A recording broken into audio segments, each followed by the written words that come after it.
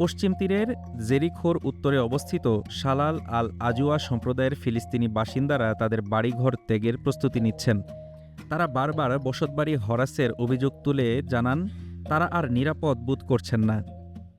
প্রথমত বারবার বসতবাড়ি হরাস, দ্বিতীয়ত প্রায় সবাই চলে গেছে, মাত্র 10 থেকে 13টি পরিবারই অবশিষ্ট আছে। এখানে কোনো স্কুল নেই, বিদ্যুৎও নেই, জীবনের প্রয়োজনীয় সব সুযোগ সুবিধা বন্ধ হয়ে গেছে।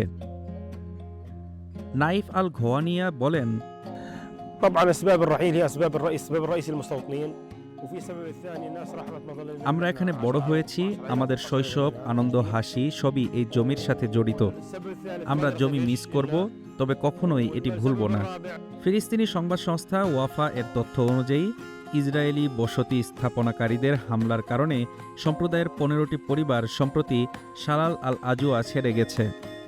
ফিলিস্তিনি কলোনাইজেশন এবং ওয়াল রেজিস্ট্যান্স কমিশনের তথ্য অনুযায়ী পশ্চিম তীরের গভর্নরেটে বসতি স্থাপনকারীরা ফিলিস্তিনিদের এবং তাদের সম্পত্তির উপর 4723টি হামলা চালিয়েছে। সম্প্রতি এই অঞ্চলে বসতি স্থাপনাকারীদের নেতৃত্বাধীন সহিংসতা বৃদ্ধি পাওয়ায় ইসরায়েল রাষ্ট্রপতি আইজ্যাক হাজর এবং আইডিএফ প্রধান স্টাফ ইয়াল জামির এই হামলাগুলোকে সীমা লঙ্ঘন হিসেবে নিন্দা জানিয়েছেন। শালাল আল আজুয়ার ফিলিস্তিনি পরিবারের জন্য এই ত্যাগ শুধু জমি হারানো নয়, এটি তাদের শৈশব, আনন্দ এবং স্মৃতি রক্ষায়। Desk report, Dhaka today.